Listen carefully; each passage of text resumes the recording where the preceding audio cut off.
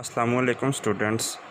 आज हमारा 10th class का यूनिट नंबर 1 का लेक्चर नंबर 2 है, जिसमें हमने पढ़ना है method to solve quadratic equations. कल स्टूडेंट हमने स्टडी किया था कि क्वाड्रेटिक इक्वेशंस क्या होती हैं, उनकी पहचान क्या होती है, और फिर हमने उसकी जनरल फॉर्म पढ़ी थी। क्वाड्रेटिक इक्वेशंस की जनरल फॉर्म क्या होती है। फिर हमने उसमें कोएफ़िशिएंट, बेस और पावर का कॉन्सेप्ट लिया था। फिर हमने उसमें standard form, not standard form, मियारी और गैर मियारी शक्ल को अंडरस्टैंड किया था, पढ़ा था। और फिर हमने लास्ट में जो टॉपिक पढ़ा था वो था प्योर क्वाड्रेटिक इक्वेशन।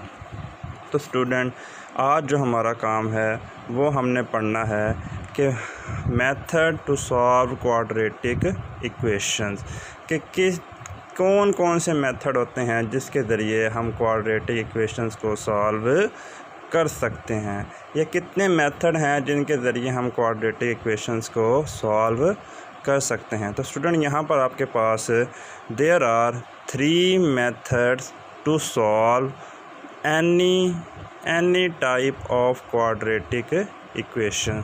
तो स्टूडेंट, यहाँ पर आपके पास वो कहता है कि दो दर्जी मसावात को हल करने के लिए 3 तरीके हैं। कि दो दर्जी मसावात को हल करने के कितने तरीके हैं स्टूडेंट? आपके पास 3 तरीके हैं।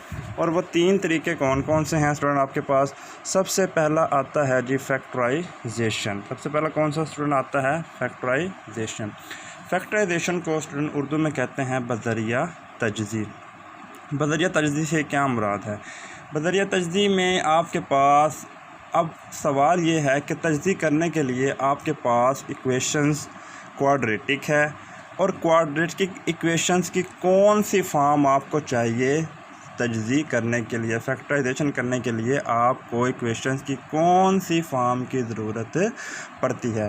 तो स्टूडेंट, इक्वेशन जो हमें चाहिए होती है क्वाड्रेटिक, वो किस फॉर्म में होना चाहिए आपके पास? In standard form. Equation in standard form, यानी कि वो कहता है कि बज़रिया तजज़ी के लिए मसावात का मयारी शक्ल में होना ज़रूरी है। बज़रिया तजज़ी के लिए मसावात का मयारी शक्ल में होना ज़रूरी है, यानी कि स्टैंडर्ड फॉर्म इक्वेशंस की होना ज़रूरी है। और स्टैंडर्ड फॉर्म या मयारी शक्ल क्या होती है? जिसमें तमाम वैल्यू इक्वेशंस की तमाम वैल्यू किसके इक्वल होती है? ज़ीरो के इक्वल। किसके इक्वल होती है? ज़ीरो के इक्वल। जैसा कि यहाँ दिखाया भी गया है कि ax² + bx + c = 0। तो स्टूडेंट, ये कौन सी इक्वेशन है आपके पास? स्टैंडर्ड फॉर्म है, और दूसरी क्वाड्रेटिक इक्वेशन है। दो दर्जी मसावात हम इसे कहते हैं। तो स्टूडेंट, दूसरा हमारे पास आता है इसका मेथड जिसके ज़रिए हम क्वाड्रेटिक इक्वेशन को सॉल्व करते हैं, वो हमारे पास आता है कंप्लीटिंग स्क्वायर। कंप्लीटिंग स्क्वायर का उर्दू में हम कहते हैं बज़रिया तकमीले मुरब्बा। यानी कि इसमें आपने इक्वेशन को कुछ इस तरीक़ा से सॉल्व करना है कि वो आखिर में जाकर आपके पास एक स्क्वायर की फॉर्म इख्तियार कर ले, एक स्क्वायर की शक्ल वो क्या कर ले? इख्तियार कर ले, यानी एक मुरब्बा की शक्ल क्या कर ले? वो इख्तियार कर ले। ठीक है स्टूडेंट, इसको हम अब इसके लिए भी इक्वेशन का किस फॉर्म में होना ज़रूरी है, यानी कि इक्वेशन कैसी हो, इसको हम फिर तकमील मुरब्बा के लिए सॉल्व कर सकते हैं। तो इसमें student equations is in not standard form. तो स्टूडेंट, इसमें इक्वेशंस का नॉट स्टैंडर्ड फॉर्म में होना ज़रूरी होता है। इक्वेशंस का नॉट स्टैंडर्ड फॉर्म से क्या मुराद है कि तकमील मुरब्बा के लिए मसावात का गैर मियारी शक्ल में होना ज़रूरी है। गैर मियारी शक्ल क्या होती है? जिसमें आपको कल बताया था कि तमाम वैल्यू जो होती हैं x की एक साइड पर, और विदाउट x की वैल्यू जो होती हैं इक्वल के दूसरी साइड पर। यानी कि इक्वल से पहले तमाम x वाली वैल्यू, और इक्वल के बाद दूसरी c वाली वैल्यू, यानी कांस्टेंट वैल्यू, यानी कि x एक्स हो, वाई हो या जी हो, कोई भी वेरिएबल जो इक्वेशन में इन्वॉल्व हो रहा हो उसकी तमाम वैल्यू इक्वल से पहले लिखी जाएंगी, जैसा कि यहाँ पे दिखाया गया है कि a x square plus b x, और इक्वल के बाद आपके पास सिंगल कांस्टेंट टर्म लिखी जाएगी जो कि हमारे पास इस इक्वेशन में क्या होगी, वो सी होगी। तो स्टूडेंट हमारे पास तीसरा मेथड, लास्ट मेथड आता है क्वाड्रेटिक इक्वेशन को सॉल्व करने का, वो आता है क्वाड्रेटिक फार्मूला। क्वाड्रेटिक फार्मूला, चूँकि क्वाड्रेटिक फार्मूला को उर्दू में कहते हैं बज़रिया दो दर्जी कुलिया। तो स्टूडेंट ये एक फार्मूला है, इसको हम ड्राइव भी करेंगे कि ये बनता कैसे है, ये निकला कैसे है, और इसके ज़रिए हम इक्वेशन को कैसे सॉल्व करते हैं। तो ये एक्सरसाइज में जब इसका यूज़ होगा तब हम इसको डिटेल से स्टडी करेंगे।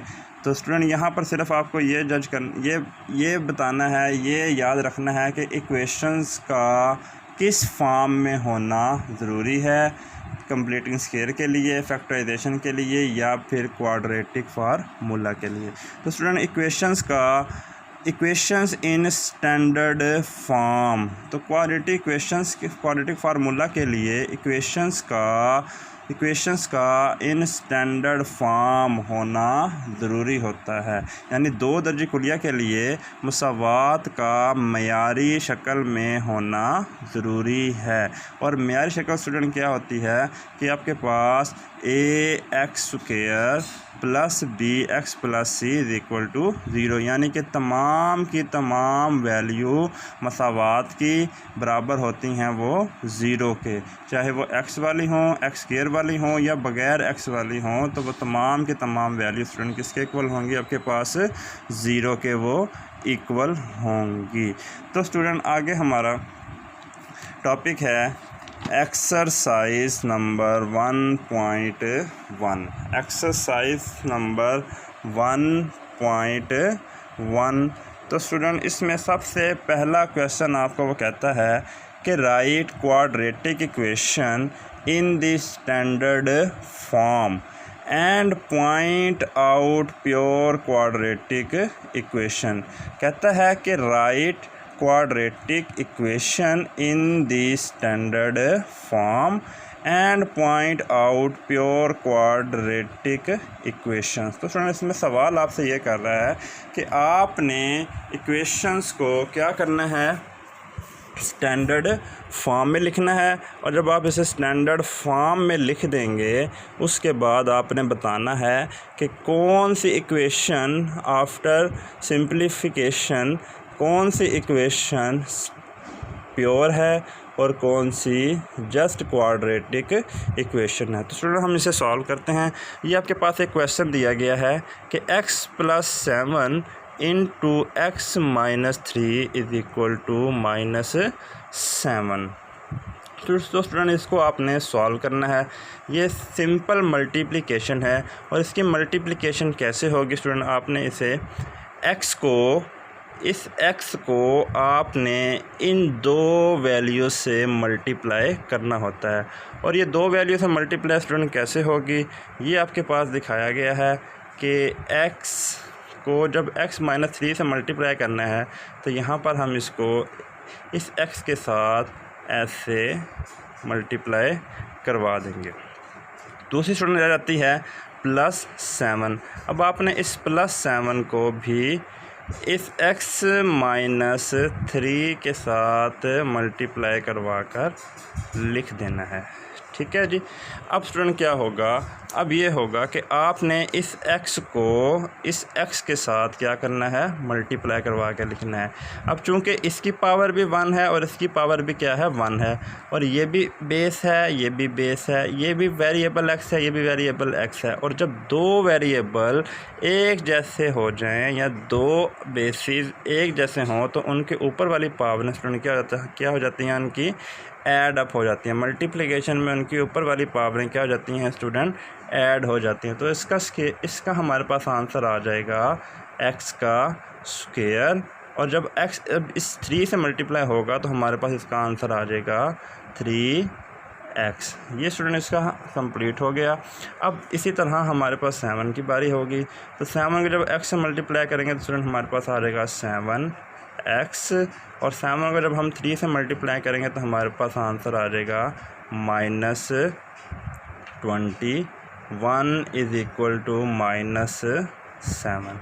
अब स्टूडेंट अब मल्टीप्लाई करके आपने देखा कि इसमें आपके पास एक एक्स स्क्वायर वाली टर्म आ गई और एक टर्म आ गई आपके पास एक्स वाली, दूसरी टर्म एक्स वाली और विदाउट एक्स वाली। अब स्टूडेंट हम चलते हैं इसकी स्टैंडर्ड फॉर्म, जो उसने हमसे क्वेश्चन में पूछा था कि आपने इसकी स्टैंडर्ड फॉर्म बनानी है, तो हम इसको सबसे पहले ज़ीरो बना लेते हैं। तो ज़ीरो बनाने के लिए स्टूडेंट आप इसको थोड़ा सा सिंप्लीफाई करेंगे, एक्स स्क्वायर। अब देखें ये भी एक्स वाली वैल्यू है और ये भी आपके पास कौन सी वैल्यू है, एक्स वाली। तो आपने एक्स वाली वैल्यूज़ को आपस में प्लस या माइनस करना होता है, क्योंकि एक जैसे बेसिस में वाली वैल्यू में प्लस या माइनस होते हैं। तो स्टूडेंट आप जब 7 में 3 को ऐड करेंगे या 7 में से -3 को सब्ट्रैक्ट करेंगे तो आपके पास आंसर आ जाएगा स्टूडेंट 4x। प्लस का 4 क्यों यूज़ करेंगे, क्योंकि बड़ी वैल्यू हमारे पास 7 है, तो उसके साथ जो साइन हमारे पास आ रहा है वो है प्लस का। तो 7 में से 3 को सब्ट्रैक्ट करेंगे तो हमारे पास आंसर आ जाएगा स्टूडेंट 4x और -21 एज इट इज़। अब स्टूडेंट हमने इसकी बनानी है स्टैंडर्ड फॉर्म। तो स्टैंडर्ड फॉर्म बनाने के लिए आपके पास इक्वेशन के राइट साइड पे इक्वल टू 0 होना ज़रूरी होता है। तो लिहाजा हम इस -7 को शिफ्ट कर देंगे इक्वल की लेफ़्ट साइड पर। तो यहाँ पर आकर ये हमारे पास हो जाएगा +7 और इक्वल हमारे पास बच जाएगा जी 0। तो स्टूडेंट ये आपके पास एक फॉर्म बन गई है, standard form of quadratic equation. अब इसमें स्टूडेंट एक और सिंप्लीफिकेशन करनी है, सिर्फ विदाउट जो एक्स वैल्यू है उनको प्लस या माइनस करना है आपने। तो उसके बाद आपके पास जो आंसर बच जाएगा, ये first 2 values as it is लिखी जाएंगी और 21 में से 7 को जब हमने सब्ट्रैक्ट किया तो हमारे पास आंसर स्टूडेंट रह गया 14 इक्वल टू 0। 14 equal to 0। तो स्टूडेंट आपके पास ये एक आंसर आ गया कि x square plus 4x minus 14 is equal to 0। तो स्टूडेंट ये आपके पास जो इक्वेशन बनी है इसको हम कहते हैं, ये आपके पास है एक quadratic equation, hence it is quadratic equation in a standard form। तो स्टूडेंट ये आपके पास क्वाड्रेटिक इक्वेशंस बन गई है, किस फॉर्म में, स्टैंडर्ड फॉर्म में। तो स्टूडेंट अब आपके पास नेक्स्ट क्वेश्चन आता है कि x square plus 4 divided by 3 minus x by 7 is equal to 1। इस क्वेश्चन में आपसे पूछ रहा है कि आपने इसको सॉल्व करना है, सॉल्व करके आपने इसे क्वाड्रेटिक इक्वेशन बनाना है और उसको फिर स्टैंडर्ड फॉर्म में ले जाना है और फिर आपने बताना है कि कौन सी इक्वेशन है स्टैंडर्ड फॉर्म की, प्योर है या जस्ट क्वाड्रेटिक इक्वेशन है। तो इसके लिए स्टूडेंट हम सबसे पहले इसके डिनोमिनेटर में जो वैल्यू है उसको हम इसका एलसीएम लेंगे। तो एलसीएम हम इसका कैसे लेंगे स्टूडेंट, यहाँ पे देखें डिनोमिनेटर में आपके पास 2 वैल्यूज़ आ रही हैं 3 और 7। स्टूडेंट आपके पास दोनों डिफरेंट वैल्यू हैं, तो दोनों डिफरेंट वैल्यूज़ पर ये क्या होंगी, डिवाइड होंगी। तो यहाँ पर आपके पास इसका एलसीएम क्या आ जाएगा, 27 multiply 3 multiply 7 is equal to 21। तो स्टूडेंट यहाँ पे आपका इसका एलसीएम क्या आ गया, 21 आ गया। आप क्या करेंगे, आप करेंगे मल्टीप्लाई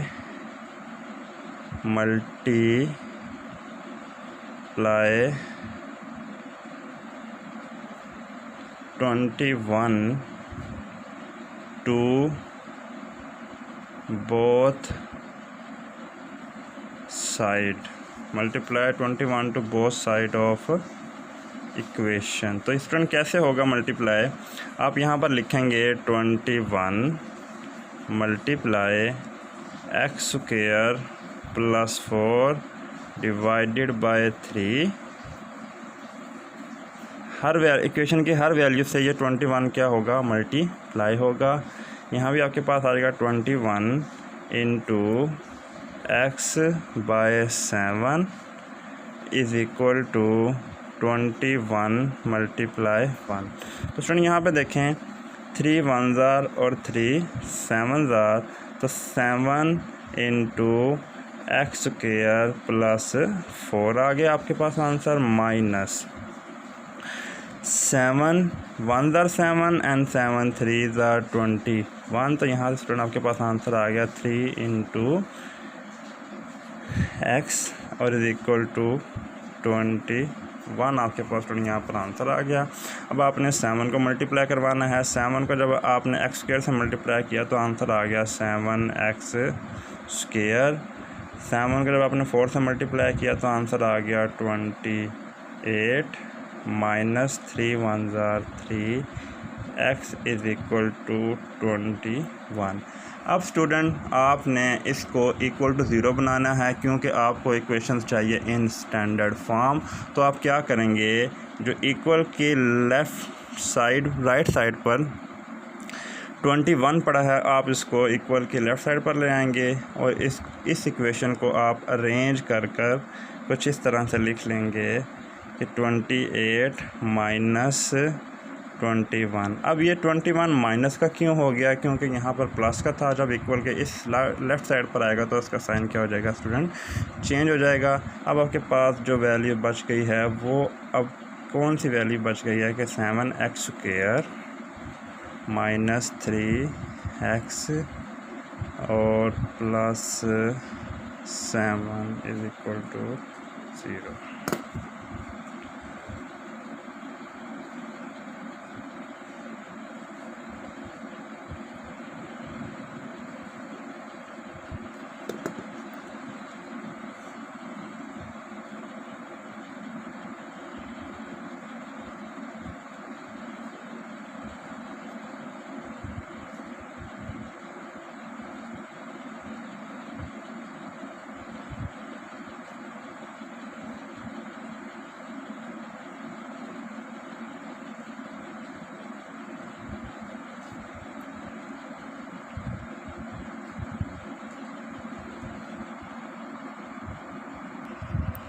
तो स्टूडेंट ये आपके पास एक क्वाड्रेटिक इक्वेशंस बन गई है इन स्टैंडर्ड फॉर्म। ये आपके पास एक क्वाड्रेटिक इक्वेशन आ गई है 7x square minus 3x plus 7 is equal to 0। Hence it is quadratic equation in standard form. तो स्टूडेंट इसके बाद नेक्स्ट क्वेश्चन है, वो भी एज इट इज़ है कि आपके पास x over x plus 1 plus x plus 1 over x is equal to 6। इसमें भी स्टूडेंट आपके पास सबसे पहले आपने इसका एलसीएम लेना है। और एलसीएम लेने की ज़रूरत आपको स्टूडेंट कब पड़ती है, जब आपके पास एक से ज़्यादा बटे वाली वैल्यूज़ हों और उन वैल्यूज़ के दरमियान उन वैल्यूज़ के दरमियान प्लस या माइनस का साइन मौजूद हो, तब आपको स्टूडेंट एलसीएम लेने की ज़रूरत पड़ती है। तो स्टूडेंट ये वाला क्वेश्चन आपने खुद करना है सॉल्व, ये आपकी असाइनमेंट है।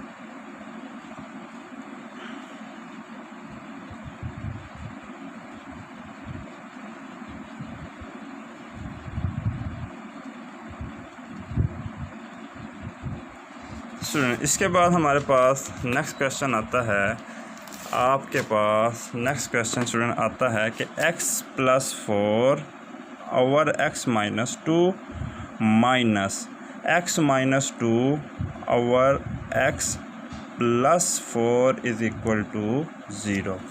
तो स्टूडेंट इसमें भी आपने इसको सॉल्व करके स्टैंडर्ड फॉर्म में ले जाकर ये बताना है कि ये क्वाड्रेटिक इक्वेशन है या फिर प्योर क्वाड्रेटिक इक्वेशन था। स्टूडेंट सबसे पहले हम इसका लेंगे एलसीएम। एलसीएम में आप देख रहे हैं कि दोनों वैल्यूज़ आ रही हैं, एक्स भी आ रही हैं और एक्स माइनस टू। और एलसीएम हमें क्यों लेना पड़ेगा, क्योंकि दो वैल्यूज़ बटे वाली हैं और दोनों के दरमियान क्या है जी, माइनस का साइन मौजूद है। तो स्टूडेंट हम क्या करेंगे, हम इसको जिस तरह हमने अभी एलसीएम लिया था पिछले क्वेश्चन में 3 और 7 का, इसी तरह हम यहाँ पर इसका भी एलसीएम लेंगे। और वो एलसीएम आपके पास स्टूडेंट क्या आएगा, वो एलसीएम आपके पास आएगा एक्स और x माइनस टू। दो डिफरेंट वैल्यू हैं और ये दो डिफरेंट वैल्यू दोनों डिफरेंट वैल्यूज़ पर ही डिवाइड होंगी। तो यहाँ सबसे पहले हम x के साथ कर लेते हैं और x माइनस टू को वैसे ही रहने देते हैं। फिर स्टूडेंट यहाँ पर x माइनस टू के साथ हम इसे क्या कर लेते हैं, डिवाइड करवा देते हैं। तो हमारे पास इसका एलसीएम आ जाता है x into x minus to. ये सुना आपके पास इसका एलसीएम आ गया है। अब उसी तरीके से आपने यहाँ पे फिर इसको मल्टीप्लाई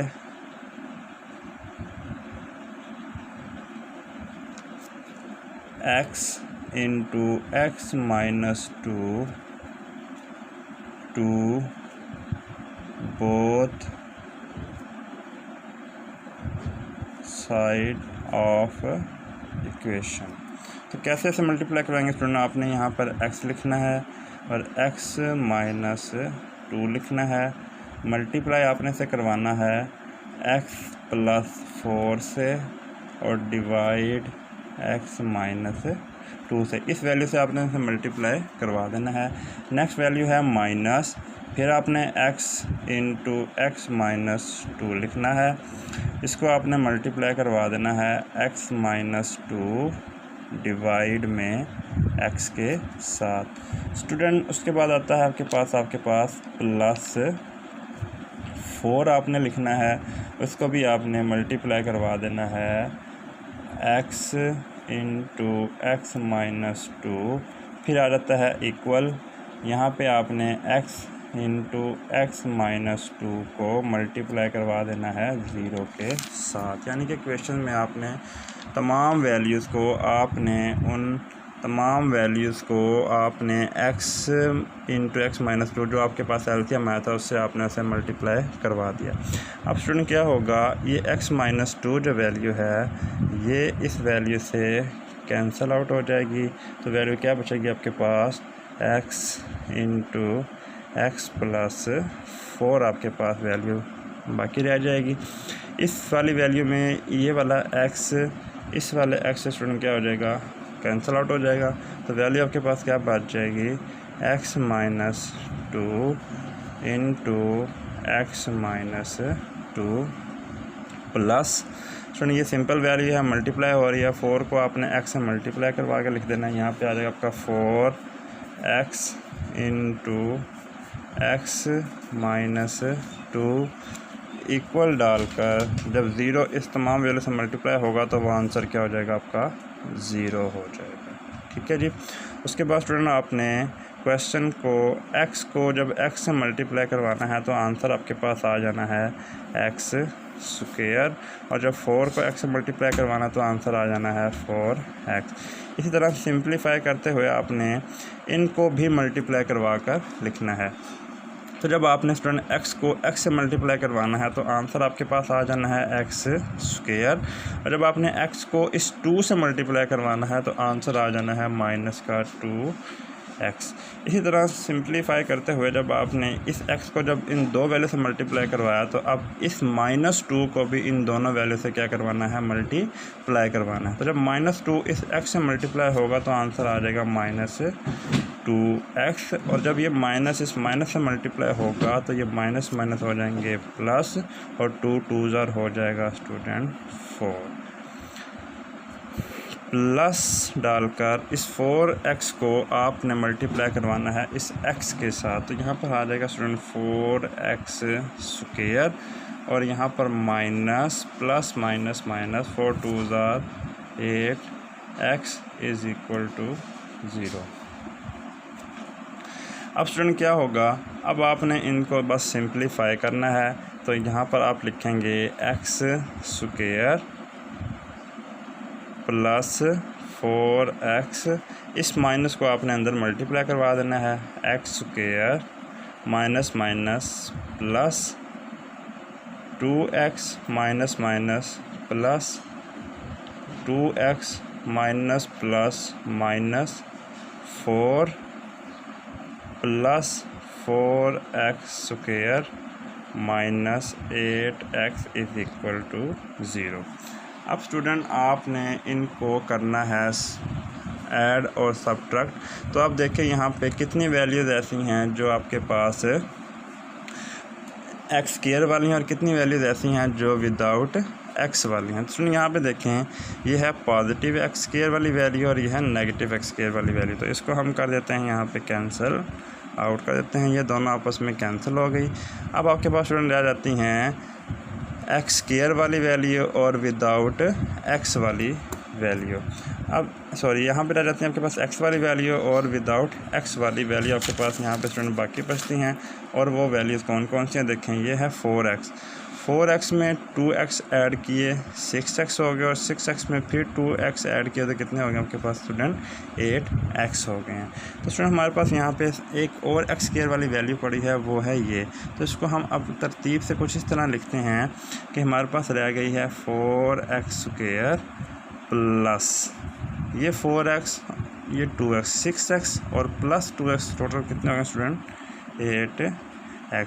और अब आपके पास दूसरी वैल्यू जो है x वाली वो स्टूडेंट आपके पास ये है माइनस 8x और माइनस के जो रह जाती है वो है 4 इक्वल टू 0। यहाँ पे स्टूडेंट आप देखें तो आपके पास फिर ये वैल्यू ये पॉजिटिव 8x और ये नेगेटिव 8x है, ये दोनों यहाँ पे स्टूडेंट हो जाते हैं कैंसिल आउट।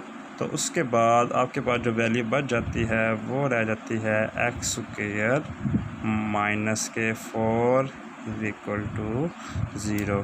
तो ये स्टूडेंट आपके पास जो आंसर आ गया है इसमें आप देखें कि ये एक प्योर क्वाड्रेटिक इक्वेशन बन रही है। प्योर क्वाड्रेटिक इक्वेशन में हमने पढ़ा था कि हमारे पास सिर्फ एक एक्स स्क्वायर वाली वैल्यू आती है और एक सी कांस्टेंट टर्म वाली वैल्यू हमारे पास इसमें आती है। तो लिहाजा यहाँ पर भी हमारे पास जो आंसर है वो एक एक्स स्क्वायर वाली वैल्यू आई है और एक विदाउट एक्स वाली वैल्यू आई है और वो दोनों किसके इक्वल हैं 0 के इक्वल। स्टैंडर्ड फॉर्म भी है, हैंस हमारे पास इसका आंसर जो बना it is a pure quadratic equation in standard form. तो स्टूडेंट इसके बाद आपके पास फर्स्ट पार्ट के क्वेश्चन रह जाते हैं 2, क्वेश्चन नंबर 5 और क्वेश्चन नंबर 6। क्वेश्चन नंबर 5 और क्वेश्चन नंबर 6 स्टूडेंट आपने ख़ुद सॉल्व करने हैं और सॉल्व कर मुझे आपने इसकी पिक्स सेंड करनी है। अल्लाह हाफिज़।